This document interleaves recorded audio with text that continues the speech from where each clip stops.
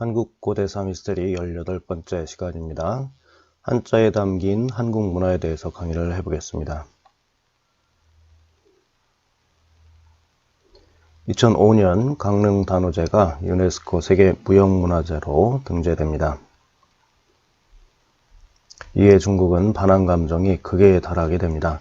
중국에서는 한국이 중국 단오제를 먼저 세계문화유산에 등록해서 중국이 등록할 기회를 잃게 되었다라면서 분통해 했었습니다. 이에 당시 언론에서는 강릉의 단오제 풍습하고 중국의 단오 풍습은 전혀 다르며 단지 날짜만 같을 뿐이라고 진화를 했지만 중국 분들의 한국에 대한 원망은 사라지지 않았습니다. 그 뒤로 단오절은 한국 거다, 공자는 한국 사람이다, 손오공도 한국 거다, 한자의 발명권을 세계문화유산에 신청했다. 이 본초 강목도 한국인이 지었다. 본초 강목은 명나라 당시 한의학 서적입니다. 진시황릉 병마용도 한국 사람이 만든 것이다. 이런 주장들을 하는데요. 이외에도 많이 있습니다. 근거가 없는 이런 주장들이 많이 퍼지고 있어요. 이런 여론 속에서 중국 정부는 2007년 전통 명절인 설에 추가해서 청명절, 단오절, 중추절을 법정 휴가일로 지정합니다. 이러한 양국 상황 속에서 한자와 한국과의 관계를 말하는 것이 좀 조심스럽습니다. 한자는 분명 중국 문자입니다. 중국에서 개발을 했죠. 이에 대해서 이론을 제시하는 한국인은 없습니다. 하지만 초기 한자, 고대 한자죠. 고대 한자에는 중국뿐 아니라 고대 동아시아인의 공동 문화가 반영되어 있습니다. 이러한 주장은 한국에서 시작된 게 아닙니다. 사실은 우리나라 초대 문교부 장관이었던 안호상 박사님이 중국의 대학자인 이모당 선생님을 만나서 농담을 했는데요. 귀국 중국이 만든 한자 때문에 그 어려운 글자 배우느라고 골치 아파 죽겠소 라고 했더니 이 이모당 선생님이 아니 한자를 동이족인 당신들 조상이 만들었는데 문교부 장관인 당신이 정말 모르고 있단 말이요 라고 대답을 했다고 해요. 고 진태하 석자 교수님이 하신 말씀인데요. 중국의 지식인층은 사실 이런 내용을 알고 있다는 얘기입니다. 이모당 선생님은 미국 하버드대에서 석사학위를 받고 독일에서 박사학위를 받았으며 중국 최고 대학의 교수를 역임했던 저명한 저술가이자 언어학자입니다. 자, 이모당 선생님 말씀처럼 한자가 중국뿐 아니라 동북아 3국 공통 글자인 이유가 있어요. 이 책을 쓰면서 이 책 뒷표지에 이런 내용을 썼습니다. 최초로 한자를 만든 나라가 어디죠? 은나라입니다. 중국 문명을 시작한 나라예요. 한자를 만들고 중국 문명을 시작한 은나라를 이은 나라가 기자조선입니다. 이건 중국 정사 사기에 나와 있는 이야기예요. 이 기자조선을 이은 나라가 어디죠? 바로 이 낭랑입니다. 그리고 역사서에 보면 신라인들이 낭랑 사람들은 자기들하고 같은 사람이라고 얘기를 해요. 그리고 이 부여라는 나라도 상나라 달력을 쓰고 있었어요. 1700년 전까지만 해도 상나라 달력을 쓰고 있었습니다. 풍습도 상나라와 같습니다. 흰옷 입고 무릎 꿇고 저는 이 부여를 상나라를 이은 나라라고 생각을 하고 있어요. 그리고 백제 고구려, 부여에서 나왔다고 스스로 밝히고 있죠. 역사서에. 고구려는 상나라 유민의 대표인 기자를 신으로 섬겼습니다. 즉 고구려의 뿌리가 이 상나라였을 가능성이 높다는 얘기예요. 그리고 이 진나라, 진시황의 진나라, 중국을 통일한 진나라는 소호족에 속합니다. 역사서를 보면은 소호족에 속한 나라가 세 나라가 있는데요. 대표적인 나라가 한자를 만들었던 상나라입니다. 상나라가 융성했을 때 저쪽 서쪽 장안 지역으로 진출한 나라가 이 진나라고요. 동쪽 기자조선 쪽으로 이주해서 결국 그 문명을 이어받은 신라 역시 스스로를 소호금천씨의 후손이라고 했습니다. 이렇게 고구려, 백제, 신라가 이 상나라하고 연관이 깊어요. 부여도 마찬가지고요. 이 선비족, 예맥족 일파인 선비족 역시 자신들의 시조를 상나라로 삼고 있었습니다. 이 진하는 후대 신라가 되죠. 진시황의 진나라 사람들, 낭랑 사람들, 선비족의 연나라 사람들이 대거 유입된 곳이었죠. 이 상나라와 연관이 있을 수밖에 없습니다. 그리고 기원전 3세기 이후부터 한반도에서 이주한 사람들이 세운 나라 일본, 이 모든 나라들이 지금은 뭐 한반도와 일본 열도에 있지만은 이 중원에서 한자를 만들었던 은나라, 상나라와 관련이 깊은 나라들이라는 얘기입니다. 여하튼 제가 중국 대학에 논문을 제시하면서까지 증명한 한자에는 한국 문화가 담겨 있다는 사실, 이 사실은 부정할 수 없습니다. 제가 한번 한자에 담긴 한국 풍습들의 예를 몇 가지 들어보겠습니다. 제 추정이 틀릴 수도 있습니다. 제가 한국 것으로 알고 있는 풍습이 중국 풍습하고 겹치는 것도 있을 수 있습니다. 여러분이 한번 같이 판단해 보시기 바랍니다. 논문에 썼던 내용인데요. 제가 어릴 때 공주박물관을 많이 갔었습니다. 역사에 좀 관심이 있었나 봐요. 어릴 때부터. 근데 그때 공주박물관에 갔을 때 제 키보다 훨씬 큰 이 석조를 보고 굉장히 인상이 깊었어요. 그 당시 이 화강암을 왜 이렇게 어렵게 만들어서 이렇게 큰 그릇을 만들었는지 이해가 되지 않았죠. 그 뒤에 한 30년쯤 흘렀을 때 제가 갑골문을 연구하면서 깜짝 놀랐습니다. 갑골문 사전이라고 서중서 선생님이 쓰신 사전에 이런 글자들이 보이는 거예요. 여기 보시면은 그릇이 있고 여기 받침대가 있는데 이 받침대 모습도 똑같죠. 그릇도 똑같고 이 위에가 사람입니다. 이 점점은 물이고요. 여기는 발을 나타내요. 들어가서 즉 이 석조에 들어가서 몸을 정결하게 하는 의식을 치르는 겁니다. 이 석조가 왕궁터에서 발견이 돼요. 왕이 하느님한테 제사 지낼 때 정결 의식을 하는 욕조였다는 것을 제가 알게 되었습니다. 깜짝 놀랐죠. 이런 석조가 부여에도 있습니다. 부여에도 보시면은 이렇게 둥그런 모습의 받침대가 있는 이러한 석조들이 백제시대 때 사용됐다는 얘기는 백제와 고대 3000년 전 이 상나라 사람과 관계가 있다는 것을 설명하고 있죠. 이 석조 형태가 이 굽이 높은 그릇하고 통합니다. 여기 보시면 요 형태하고 같죠? 이 동이 사람들은 그릇을 받침대를 높여 쓰는 어떤 풍습이 있었어요. 후한서에 보면은 동일 사람들은 토착민들인데 즉 한 곳에 머물러 사는데 음주 가무를 좋아하고 고깔 모자를 쓰고 비단 옷을 입으며 용기 즉 음식 담는 그릇은 제사용 도마 나중에 좀 이따 보여드리겠습니다. 이 제사용 도마와 두를 썼다. 이 두가 요 모습입니다. 요거는 발해만 북쪽 옛 고조선이 있던 윤영성에서 신석기 시대에 사용되던 거고요. 이 연영성에 있던 고조선 유민들이 내려가서 세운 나라가 상나라입니다. 상나라에 있었던 청동 두이고요. 그리고 이 사람들이 중원에서 이주해서 만주, 한반도 동부 지역으로 많이 이주하는데요. 이게 옥저 지방의 두입니다. 그 사람들이 한반도 남부까지 내려간 게 이 외입니다. 이게 한반도 남부에서 발견되는 외식 두인데요. 이거는 신라의 두고 이거는 백제의 두입니다. 발해만 북쪽 고조선부터 고조선 문명을 이은 상나라 그리고 한반도 북부, 남부, 신라, 백제까지 풍습이 이어지고 있던 거죠. 근데 이 풍습은 중국에는 일찍 사라집니다. 여기 보면은 소위 중국이 예의를 잊어버렸을 때 사방의 이민족에서 그것을 찾는다라고 말하면서 이 예의를 갖춘 그릇을 부러워하고 있어요. 그래서 동해 부여 사람들은 모두 이 두에다 밥을 먹는데 유독 그 음루만 이런 풍습이 없다라고 그래요. 음루는 흥룡강성 일대 있던 발갈족, 후대 여진족인데요. 3세기에 이 음루 사람들 빼고는 모두가 이 동해에 속한 예맥족이었다는 사실이죠. 이 지도에도 잘 나오는데요. 이전 시간에 강의를 했었던 내용입니다. 여기에서 시작이 됩니다. 야오닝성에서 이 고조선의 중심지였죠. 여기에서 상나라 쪽으로 내려가요. 그러다가 다시 옥저 지역, 백제, 외 신라 지역에 퍼집니다. 이게 동이족, 즉 예맥 쪽의 분포라고 보시면 맞습니다. 중국에서는 일찍 사라졌죠. 이 곰 모양 옥을 한번 보십시오. 옥에 요 구멍을 뚫고 이 고리처럼 만들었는데요.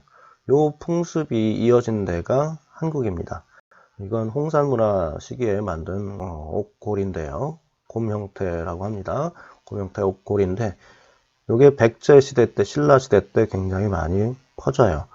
이런 풍습을 유지한 나라는 중국이 아닙니다. 한국입니다. 한국 박물관 가보십시오. 이런 고곡이 상당히 많이 퍼져 있는데 이게 바로 이 홍산 문화 지역에서 시작된 용자의 기원이라고 합니다. 두 손으로 나무 4개를 던지는 모습, 배울학자입니다. 이 모습은 윷을 말합니다.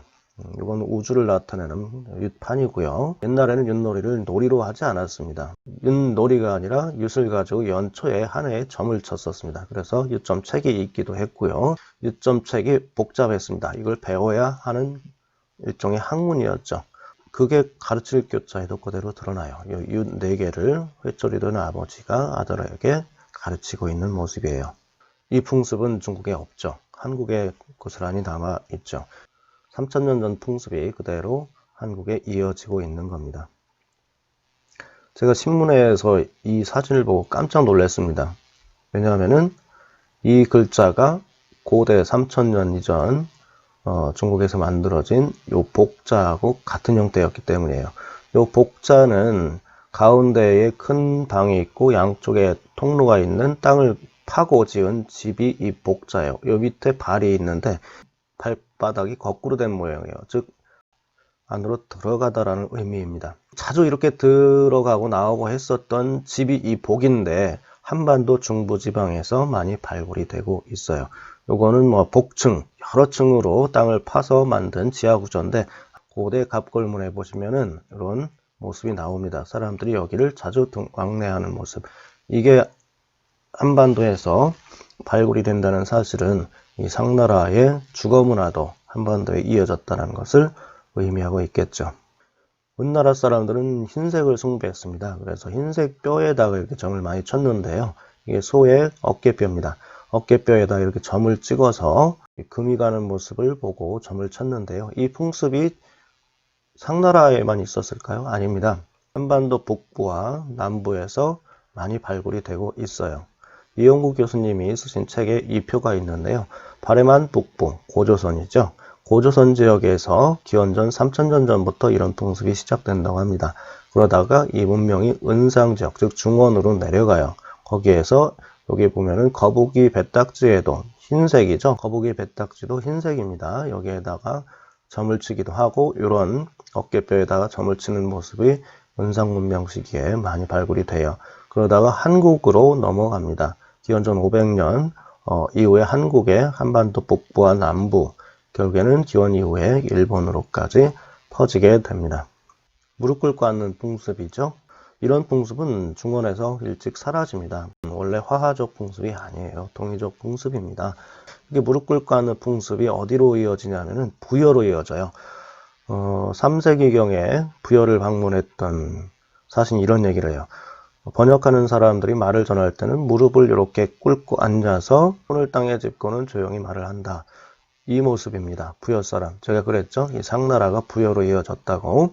고구려 역시 사람들이 이렇게 절을 하고 있고요. 신라 역시 이런 절하는 풍습이 있었고 조선시대를 거쳐서 현재까지도 이어지고 있지요. 중국에는 이런 풍습이 고대에 사라졌습니다. 아까 그랬죠. 기원전 3세기에 이렇게 무릎 꿇고 앉아서 얘기하는 것을 이상하게 기록할 정도로 중원에서는 일찍 이런 풍습이 사라진 것을 알 수가 있습니다. 이 오대자 풍습도 제가 강의를 이전에 하긴 했지만 중국 갑골문을 보면은 대부분 옷깃이 왼쪽으로 가 있어요. 옷깃이 오른쪽으로 가 있는 한자도 몇 개 되지만은 대다수는 이렇게 왼쪽으로 가 있습니다. 이 풍습을 유지한 나라가 고구려입니다. 고구려 벽화 보시면 초기 벽화들입니다. 전부 옷깃이 오른쪽으로 가 있는 것을 알 수가 있습니다. 여기는 중국 사진으로 볼 수 있는데요. 옷깃이 왼쪽으로 돌아가 있죠. 그리고 바지 대신 이렇게 치마를 입고 있습니다. 고구려 사람들은 이 귀마민족 특징 때문에 바지를 입고 있었죠. 한국의 박물관을 가보면 이런 왕관이 굉장히 흔해요. 머리에 아주 빛나는 금으로 된 왕관을 고대에 많이 썼었는데요. 이 왕관은 제사 지낼 때 많이 썼다고 합니다. 여기 보시면은 무릎 꿇고 앉아서 빛나는 뭔가를 쓰고 있죠. 이게 빛날 광자입니다. 이 왕관은 중국 풍습이 아니에요. 아프가니스탄에서도 이와 비슷한 왕관이 발견되긴 했지만은 한국 고대 풍습이라고 보는 게 맞습니다. 왜냐하면은 세계에서 이 금으로 된 왕관이 가장 많이 발견되는 나라가 바로 한국입니다. 이 붉을적자는 원래 왕이 입던 붉은색 옷을 말해요. 큰 대자가 있는데요. 큰 사람입니다. 왕을 말해요. 밑에 불화는 붉다라는 뜻이죠. 그래서 붉은 옷을 입은 왕을 의미합니다. 후대에는 노란색을 입었죠. 중국 황제들은 노란색을 입었는데 원래 왕은 붉은색 옷을 입었습니다. 이 골룡포라고 해서 조선시대 때 왕과 황태자가 입던 평상복이고요. 제사 때도 이렇게 붉은 옷을 입었어요. 이 고구려 벽화를 봐도 왕과 왕비가 붉은색 옷을 입고 있는 것을 볼 수가 있습니다. 조선시대 때 왕이 외출하거나 할 때는 이 의장대를 앞세웠는데요. 의장대가 이렇게 금으로 된 도끼를 들고 다녔습니다. 이 도끼가 의미하는 바가 바로 이루다라는 뜻입니다. 이룰 성자의 기원인데요. 이건 도끼고 요거는 나라를 말해요. 나라를 도끼를 들고 정복했다라는 얘기입니다. 이 나라를 도끼를 들고 정복한 사람, 바로 은나라를 세운 탕입니다. 탕이라는 임금이 원래 이름이 이 성이었어요. 그래서 성탕이라고도 합니다. 그래서 이 도끼 하면은 이 상나라 왕의 상징이라고 할 수 있어요. 그 풍습이 이렇게 조선시대까지도 이어지고 있는 거죠. 물론 고대 중국에서도 그런 풍습이 많이 있었을 겁니다. 근데 한국에서는 이 고려 조선시대까지도 이게 이어지고 있었죠. 이 은허 지역에서 발굴된, 즉 옛날 은나라 수도, 상나라 수도에서 발굴된 청동 가면인데요. 저는 이 가면을 보고 이건 참 한국인과 닮았다라는 생각을 많이 했어요. 이 눈이 아주 날카롭게 치켜 올라가 있고 이 광대뼈가 아주 도드라져 있죠. 이 모습이 어디에 반영이 되냐면 여기 신화 신자에 들어갑니다. 이 눈 모습이에요. 눈이 이렇게 치켜 올라가 있잖아요. 이걸 세워서 쓴 글자가 이겁니다. 눈을 아주 치켜 뜨면서 주변을 살피고 관리하는 그 사람이 신하죠. 이 면하다 면자가 있어요. 뭐 면제하다라고 할 때 면자인데요. 이 고대 모습을 보면은 모자를 사람이 벗는 모습이에요. 무슨 얘기냐면은 면류관 있죠, 면류관. 옛날 관리들이 쓰던 면류관을 벗어 버리는 겁니다. 즉 관직에서 벗어나다, 면제되다라는 뜻으로 이 면자가 쓰였습니다. 갑골문 형태를 보면은 이 면류관 형태가 참 특이해요. 모자에 깃을 두 개를 이렇게 달고 있습니다. 이 고구려 시대 때 벽화라든가 조선시대 때 이 장급자한 사람들이 썼던 이 모자라든가 이 모습하고 상당히 흡사해서 한번 제가 올려봤습니다. 요게 무슨 글자일 것 같아요? 이게 큰 사람, 즉 왕 같은 큰 지위를 가진 사람입니다. 이 사람 허리에 뭔가를 차고 있는 모습이에요. 그럼 이게 뭘까요?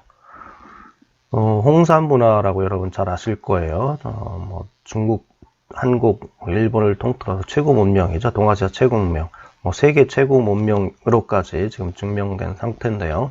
그 지역이 옛 고조선 영역이었습니다. 이 고조선 영역에 있던 이 홍산 문화 지역에 한 지배층 무덤이 발굴이 되는데요. 거기 보면은 이 배 부분에, 여기 배 부분에 이런 옥장식, 노란 옥장식이 올려져 있어요.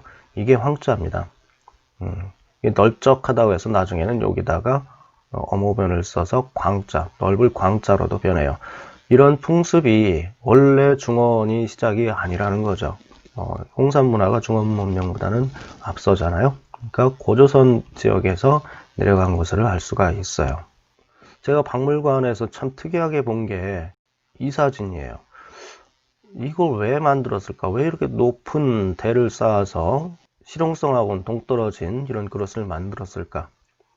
부산 지역에서 발굴된 가야시대 때 무덤인데요. 저 안쪽에 보면, 즉 머리가 이쪽으로 되어 있는 걸 봐서는 가장 높은 곳인 것 가장 중요한 곳인 것 같아요. 가장 중요한 곳 맨 앞쪽에 이걸 세워놨었습니다. 그리고 그 위에다가 단지를 올려놨었어요.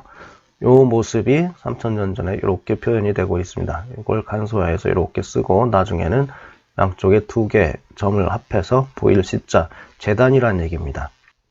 저는 이 제단 모습이 이거라고 봐요. 즉 이 모습이죠. 올리는 겁니다. 신에게 높이 받들다는 뜻이에요. 그릇들도 전부 이렇게 높여서 받들어서 신에게 올려서 음식을 먹잖아요. 감사하는 의미로 이렇게 올려서 먹는 거죠.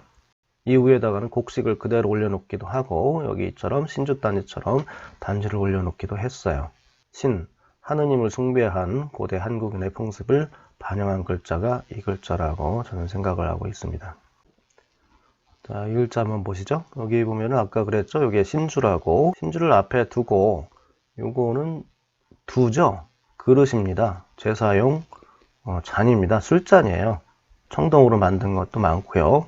청동잔을 두 손으로 이렇게 잡고 있는 모습입니다. 복자입니다. 여러분 음복 아시죠? 복을 마시다 할 때 그 복자예요. 제사 지내고 난 이 술을 마시는 것이 음복입니다. 이 잔에는 이 술잔에는 조상의 영이 들어가 있다고 생각해서 이 술을 먹는 것이 사람한테 복을 준다라고 생각을 했어요. 근데 이 글자를 보시면은 3000년 전에 있는 이 글자를 보시면은 대개가 이 두 손으로 술잔을 받치고 있는 걸 볼 수가 있습니다. 여기 사진 보면은 현재 한국 종묘대제에서도 이렇게 두 손으로 잔을 올려서 신에게 바치는 그 모습을 볼 수가 있죠. 제가 중국 갔을 때 중국의 여러 인사들하고 술자리를 가진 적이 많은데요. 두 손으로 받쳐서 술을 권하는 경우는 못 봤습니다. 뭐 저보다 연배가 높고 지위가 높으니까 두 손으로 이렇게 건배를 하면은 제가 보기에도 참 민망하더라고요. 이런 풍습이 중국에는 많이 사라졌다는 얘기입니다. 한국에는 남아있죠. 두 손으로 잔을 올리는 풍습. 이게 3000년 전 은나라에서부터 이렇게 이어지고 있는 것을 알 수가 있습니다. 요거는 입이에요, 입. 근데 요건 뭘까요? 요거. 이 말씀어입니다. 이게 입이 있고, 요거는, 요게, 학자들이 요거는 창 또는 화살이라고 얘기를 해요. 입에서 화살처럼 뭔가 나오는 거예요. 입에서 막 쏘는 거죠. 창이나 화살처럼. 그래서 이 언이라는 거는 그냥 말하는 게 아니에요. 언론할 때 그 언입니다. 가르치고 호령하고 아주 엄한 말이 이 언입니다. 근데 이 이상하죠. 화살 모습이. 왜 이렇게 납작할까요? 고구려 유물들을 이렇게 보니까 화살이 꼭 이렇게 뾰족하지만은 않더라고요. 납작한 형태의 화살들이 꽤 있었습니다. 즉, 이 상나라 때 화살 모습이 고구려까지 이어진 게 아닌가 이렇게 생각을 하고 있습니다. 이 상나라의 거북이 뱃딱지에 점을 치는 풍습, 3000년 전에 있었던 이 풍습이 사라졌죠. 많이 사라졌는데 거북이로 점치는 풍습은 한국에 최근까지도 남아 있었습니다. 이 점복자의 기원이죠. 이렇게 쭉 가다가 갈라지는, 오른쪽으로 갈라지면은 기라고, 왼쪽으로 갈라지면은 흉한 그 모습을 보고 점을 쳤었습니다. 이게 그럴 문자입니다. 사람이에요. 큰 사람의 가슴 부분에 뭔가 새겨져 있죠. 후대에는 요 새긴 것도 이제 생략이 돼서 그냥 이런 형태로 간소화되는데요. 문신한 모습입니다. 고대에 문신을 많이 했었습니다. 한국 사람들이. 6세기에 백제에 방문했던 양나라 사람이 이런 기록을 했어요. 백제는 그 선조가 동일 사람들인데 키 크고 옷이 깨끗하고 외하고 가까워서 문신을 하는 사람이 상당히 많다. 자, 그랬습니다. 이 외의 기원은 저는 이 부여로 봅니다. 부여는 또 은나라로 보고요. 즉 상나라, 부여, 외. 외는 동해의 예하고도 제가 같다고 했죠. 한국은 신라 백제 이전에 이 예가 제일 강성한 나라였습니다. 근데 이 예 사람들, 즉 외 사람들이 문신을 했었다는 것을 알 수가 있죠. 그 풍습이 백제 시대까지도 이어진 겁니다. 그리고 언어와 복장은 고구려와 같다고 했는데 고구려는 한국 역사가 맞습니다. 백제뿐만이 아닙니다. 신라 역시 고구려하고 풍습이 같았어요. 제가 또 놀란 것 중에 하나가 요 조라는, 아까 조두로 옛날 고대 한국인들은 음식을 먹었다라는 기록이 있었잖아요. 후한서에. 조두할 때 그 조입니다. 도마라는 얘기예요. 표현할 방법이 없어도 그냥 도마라고 한 거지 사실은 도마가 아니라 제사용 그릇입니다. 여기에 뭘 담았었냐면은 고기를 많이 담았었어요. 여기 보면은 아직도 이걸 사용하고 있는데요. 종묘 대제에 가보면은 이 함에다가 소의 장기, 위, 폐 같은 것을 담아서 제사를 지내는 걸 볼 수가 있어요. 3단으로 나누는 거는 종류를 여러 개로 나누어서 담기 위해서였었죠. 김해박물관에 가보니까 6세기 당시에도 이런 그릇을 사용했던 것을 볼 수가 있어요. 이게 조자, 즉 도마조자의 기원입니다. 이거 튀어나온 이유는 풍성이 담았다는 이유고요. 3단으로 나눠져 있다는 얘기를 알 수가 있어요. 이게 왜 풍성한 의미냐면은 요 글자를 보면은 요게 고기입니다. 고기를 여러 첩 쌓아놓은 것 두 개를 합치면은 마늘 다자예요. 고기를 많이 쌓았다는 의미입니다. 그래서 요 글자 형태가 나중에는 이렇게 사람인처럼 옆으로 나왔죠. 고기라는 뜻입니다. 고기를 담은 도마, 이 도마 조자에 이 풍습이 세상에 이게 거의 3,500년 가까이 됐던 이 풍습이 한국에 그대로 유지가 되고 있는 게 참 놀라웠습니다. 이 모습은 여자인데 이 가슴이 강조가 되어 있죠. 결혼한 여자를 말합니다. 이 결혼한 여자는 머리를 유달리 이렇게 풍성하게 가꾸는 풍습이 있었어요. 은나라 시기에. 그래서 이 글자가 매라는 글자로 바뀝니다. 이 머리를 항상 아침마다 단장을 하고 항상 관리를 했었어야 돼요. 그래서 매라는 의미가 언제나 자주라는 뜻으로 발전이 되는데요. 이 글자에서 발전한 게 이겁니다. 여자가 아직 결혼 안 한 여자가 머리를 올리는 모습이에요. 이게 무슨 의미냐면은 여기도 있죠. 여자가 이 머리를 풍성하게 올리고 있는 모습. 결혼했다라는 얘기입니다. 아내 첫자예요. 여기 아내 첫자가 여기에서 내려온 겁니다. 5, 6세기 역사서인 북사를 보면은 중국에서 사신이 백제에 와서 이런 얘기를 합니다. 백제 여자들은 처녀적에는 머리를 따서 뒤로 들이웠다가 시집 가면은 두 갈래로 나누어 머리 위로 틀어 올린다. 시집 보내다. 즉 아내가 되면은 머리를 틀어서 올리는 풍습. 이게 백제에 유지가 되고 있었던 것이죠. 백제는 부여를 이었다고 했잖아요. 부여는 은나라를 잇고, 즉 상나라 때부터 3000년 전부터 이 백제 시대까지 이 흰옷도 사실은 한국의 상징이잖아요. 한국이 뭐 백의민족으로 중국에서도 유명합니다. 근데 이 흰옷, 즉 흰색을 숭상한 나라가 기원이 어딜까요? 바로 은나라입니다. 상나라 사람들이 흰색을 숭배를 했었어요. 그 뒤를 이은 부여 사람도 흰옷을 입었었고, 그 뒤를 이은 신라 사람들도 흰옷을 숭상했다는 기록이 나와요. 백제 사람들도 옷이 깨끗하다는 거 봐서는 흰옷을 입었을 것 같습니다. 즉 옷 입는 풍습이나 옷의 색깔, 그리고 머리를 이렇게 결혼하면 틀어 올리는 풍습이 3000년 전 은나라 시기부터 이어져 내려오고 있는 것을 알 수가 있죠. 절하는 풍습입니다. 이렇게 땅에 손을 대고 절하는 것, 부여 풍습이죠. 아까 3세기 중국 사신이 왔을 때 되게 이상하게 봤던 이 부여 풍습, 절하는 풍습, 이 풍습, 무릎 꿇고 앉는 풍습이 요겁니다. 손가락 5개가 있는데 왼손은 오른손이 내려갔다는 의미예요. 왼손이 오른손 위로 포개진 모습입니다. 정식 절하는 모습이죠. 이게 절배자입니다. 이 중국에서는 이 풍습이 기원 3세기 경에도 없었다는 것을 알 수가 있죠. 한국에는 아직까지 남아 있습니다.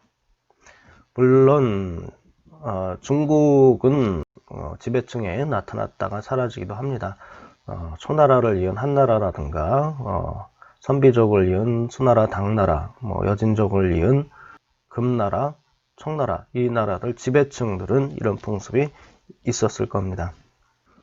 요 모습은 길이라는 뜻이에요. 가다 행자 있죠? 행자, 길이라는 얘기입니다. 가다라는 뜻이에요. 요거는 실을 의미합니다. 실이나 이런 새끼줄 같은 거를 의미하고요. 요거는 발이 아래로 내려가 있는 모습입니다. 발바닥이 아래로 가 있는 모습이에요. 내려가다라는 의미예요. 즉 실처럼 이어져 내려가다, 가다라는 의미죠. 실처럼 이어져 내려가다. 쭉쭉 이어서 뒤로 이어지기 때문에 뒤라는 뜻도 있지만은 후계자라는 뜻도 있습니다. 이 후자, 뒤후자에는 한국 장례의식을 보면은 이 자손들이 모두 머리와 허리에 새끼줄을 꼬우고 있어요. 이 새끼줄을 왜 새끼줄이라고 했는지도 참, 자손을 새끼라고 해서 이 새끼를 메고 있는 건지, 아무튼 자손들은 모두 이 새끼줄을 묶고, 여기 손님은 새끼를 묶지 않습니다. 새끼줄을 묶지 않아요. 자손과 관계가 있을 가능성이 높다는 얘기죠. 이게 손자인데요. 자식입니다. 자식이 요게 실타래입니다. 실묶음처럼 계속 이어져 내려간다라는 얘기예요. 후손이라는 얘기입니다. 여기 금줄이라고 하는데 뭐 제가 어릴 때 어렴풋이 기억이 나는 것 같아요. 새끼줄을 꼬아서 아이가 나면은 요거를 문 앞에 달아 놓습니다. 새끼. 여기에다가 뭐 주술적 의미도 담겨 있겠죠. 숯이나 뭐 고추 같은 것도 끼워 놓기도 하고요. 새끼줄 끄는 거 보셨나요? 볏짚으로 하나하나 계속 이어나갑니다. 그래서 자손이라는 의미가 이 갑골문 3000년 당시에 이 새끼줄과 연결이 된 것이 현재까지도 한국에 여지가 되고 있는 것이 아닌가, 저는 이렇게 생각하고 있습니다. 이전 강의에서 얘기했듯이 이 반달 모양 돌칼은 한반도가 기원이 아닙니다. 기원전 2500년 동이문명, 용산문명, 치우문명이라고 추정이 되는데요. 그 사람들에 의해서 한반도로 이게 전파가 됩니다. 이게 돌석자의 기원이기도 하고요. 아비부자를 보면은 요게 몽둥이라고 뭐 회초리라고 이렇게 해석이 되는데 이건 손입니다. 오른손으로 회초리 같은 걸 들고 있어요. 종묘대제에 가보면은 어르신들이 이렇게 호를 들고 있는 게 보이는데 이게 굉장히 오래된 풍습이에요. 고려시대 때 석상을 봐도 이 호를 들고 있죠. 이 호를 들고 이렇게 제사 지내는 풍습 아직까지도 이어지고 있습니다. 아버지 부자입니다. 이 글자는 위에는 입이고요, 아래는 사람 모습입니다. 사람과 입, 무슨 의미입니까? 이 글자가 나중에는 형이라는 뜻입니다. 나보다 나이 많은 형제, 형. 근데 이 형이란 말은 원래는 형이라는 뜻이 아니었어요. 여기 앞에 제단 앞에서 큰 소리로 말하는 사람, 축원하다라는 뜻입니다. 원래는 제사할 때 충문을 읽는 사람이에요. 근데 왜 형이 됐을까요? 제사는 누가 지내죠? 장자가 지내죠? 세계에서 우리나라 사람들처럼 이렇게 나이를 따지는 나라가 없을 겁니다. 저는 그 이유가 누가 장자냐에 따라서 요 충문을 읽는 아주 중요한 역할이죠. 가문을 이어가니까 이 충문을 읽는 대표자가 되기 때문에 쌍둥이라도 몇 번 먼저 났어도 꼭 형이라고 불러야 하고, 사촌일지라도 자기보다 하루라도 먼저 났으면은 형이라고 불렀죠. 태어난 시기에 따라서 이 충문을 읽는, 즉 형이 누구냐가 정해지기 때문이라고 저는 생각하고 있습니다. 이 얼굴 면자 보면은 이런 글자가 보여요. 갑골문 사전에 눈이 치켜 올라가 있죠. 그리고 여기 보면은 머리가 이렇게 삐쭉 튀어나왔습니다. 상투 튼 모습입니다. 이 모습은 은어 박물관에 갔을 때도, 중국 끝나라 박물관에 갔을 때도 봤던 사진이에요. 이 상투 틀고 눈이 치켜 올라간 모습, 부여 사람들하고 같습니다. 부여인이 상나라의 후손이라고 했잖아요. 눈이 치켜가 올라가 있고 상투가 이렇게 보이죠. 이 모습은 왕이나 지위가 높은 사람이 이 모습이에요. 그 머리 위에 비녀가 꽂혀 있어요. 이건 상나라 시대 때부터 있던 풍습입니다. 은어 박물관 가보면 이 비녀를 많이 볼 수가 있습니다. 이 비녀를 꽂은 사람, 대인입니다. 선생님, 어르신이라는 얘기예요. 이 풍습이 아직도 이렇게 제사 때 관복에 드러나 있죠. 이건 일반인인데요. 사람이 앞으로 두 손을 모으고 허리를 숙이고 있습니다. 아까 지위가 높은 사람은 이렇게 팔을 벌리고 당당하게 서 있는데, 일반인들은 손을 모으고 허리를 굽히고 있어요. 이 모습이 뭘 상징하냐면은 겸손한 사람을 상징하는 겁니다. 여기 보시면은 1817년에 조선시대 때 성균관 왕세자의 성균관 입학식을 그린 그림이 있는데요. 여기 보시면은 사람들이 한결같이 고개를 이렇게 숙이고 손을 앞으로 모아요. 그죠? 그리고 허리도 이렇게 숙이고 이렇게 걸어가면 꾸부정하게 이렇게 걸어가요. 4세기 사이에 기록된 이 양세원은 백제 사람들은 길을 갈 때 두 손을 벌리지 않고 모으면서 걸어간다고 그래요. 이 두 손을 모아서 공손함을 표현한 사람들이 전 세계에 그렇게 많을까요? 저는 많지 않다고 봅니다. 한국 사람들은 그러죠. 어른 앞에서 이렇게 두 손을 모으고 공손하게 겸손함을 표현하는 그런 풍습이 한국에 아직까지 남아있죠. 이거는 사람이 아이를 업고 있는 모습이에요. 이건 뭐 끈 같은 걸로 아이를 이렇게 묶고 있는 모습. 아이를 업다라는 뜻에서 보호하다, 지키다라는 뜻이 나옵니다. 아이를 등으로 업는 풍습도 이게 일반적이지는 않아요. 한국의 포대기가 전 세계에 유명해졌다고는 하는데, 이 아이를 이 등에다가 업고 기르는 풍습이 벌써 3000년 전 은나라 당시부터 이렇게 이어지고 있는 것을 알 수가 있죠. 이 다리를 이렇게 꼬고 교차해서 앉는 이 모습, 중국에서는 찾기 어려운 모습입니다. 중국에서는 침대 생활합니다. 우리처럼 온돌 생활이 아니에요. 침대, 의자 생활합니다. 그래서 이런 자세를 취하기가 상당히 어려워요. 지금도 중국에서 오시면은 식당에 갔을 때 의자가 없으면 상당히 당황스러워하는 모습을 많이 봅니다. 다리를 교차한 모습, 이것도 상나라 때부터 이어진 풍습이라고 볼 수가 있죠. 이 무릎 꿇은 여인 모습인데요. 손을 앞으로 공손하게 모으고 무릎을 이렇게 꿇고 앉는 모습. 중국의 풍습하고는 다릅니다. 이렇게 무릎 꿇고 앉는 풍습을 혐오하기까지 했었어요. 고대에. 제가 공자 얘기도 얘기를 했었는데, 아무튼 중국에서는 이렇게 무릎을 꿇기가 어려워요. 생활 자체가 우리처럼 맨바닥에 앉아서 생활하는 습관이 없기 때문에 이런 풍습을 찾기가 어려운데, 한국에는 아직까지도 어른 앞에 이렇게 무릎 꿇고 있는 풍습이 남아 있죠. 춘무자입니다. 이 주술적인 의미를 담고 있어요. 귀신을 달래거나 이런 의미를 가지고 있는데, 이 춘무자가 사람이 장신구를 가지고 이렇게 흔드는 모습인데요. 이게 아직도 남아 있습니다. 춘무자의 기원이.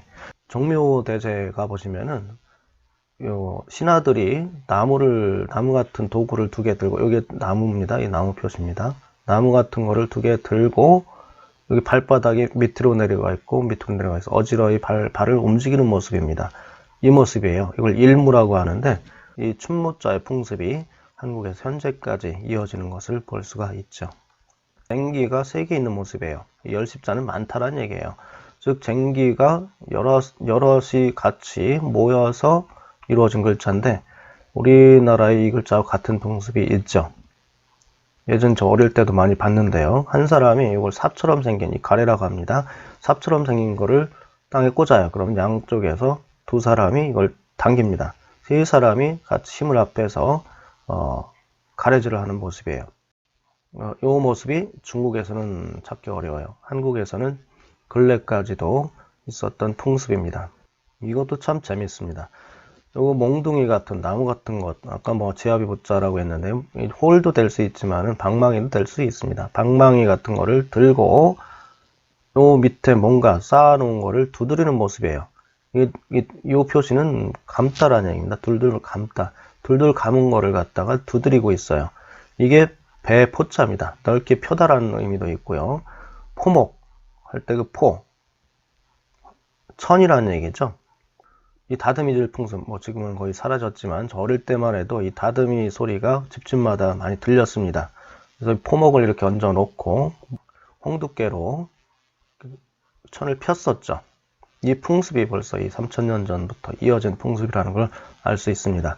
중국에는 이런 풍습이 없죠. 제가 알기로는 없는 걸로 알고 있습니다.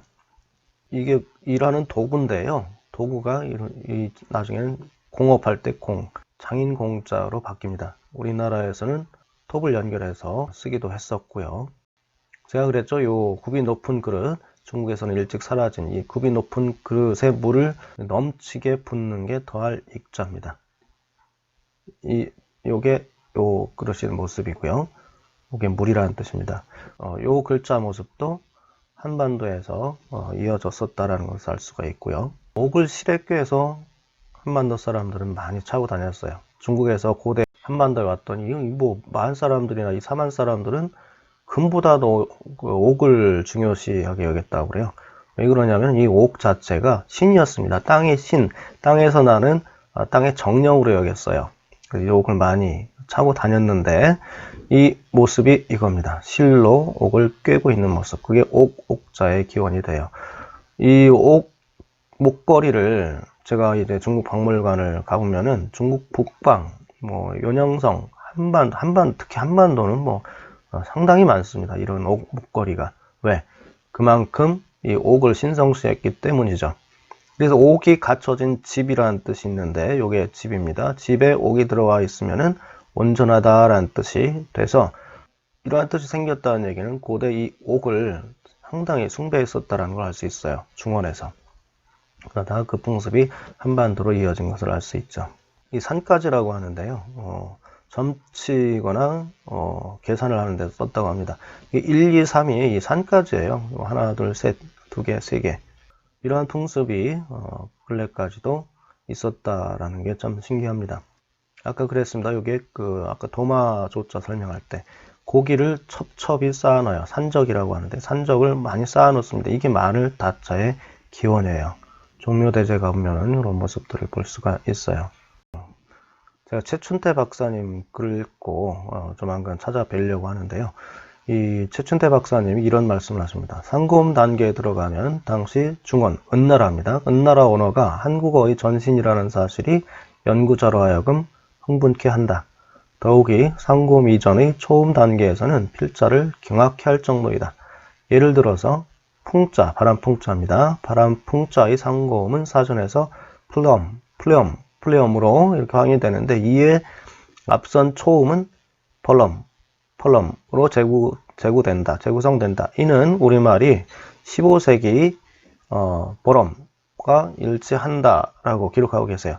이 말씀은 제가 1992년 연세대 최영애 교수님, 은사님이십니다. 최영애 교수님이 하신 말씀이기도 하셔요.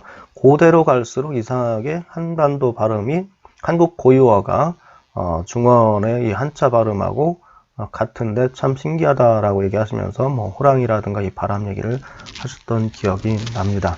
즉 한국과 고대 중원과는 분명히 관련이 깊습니다. 그래서 제 생각에는 한국 문화는 이 선주 문명이 있었죠. 숙신, 진이라고 하고 고조선이라고도 하고 이 문명의 기초에 중국 중원에서 이주한 동이 문명 영향이 상당히 큽니다. 플러스 중앙아시아, 흉노 이 문명도 상당히 많은 영향을 미치죠. 그래서 저는 앞으로 후대의 한국인들이 좀 한반도를 넘어서 더 열린 역사관, 이제 고대에 그랬듯이 좀 더 열린 역사관을 가지고 주변 국가 세계를 품었으면 하는 생각을 해봅니다. 이상 들어주셔서 대단히 감사합니다.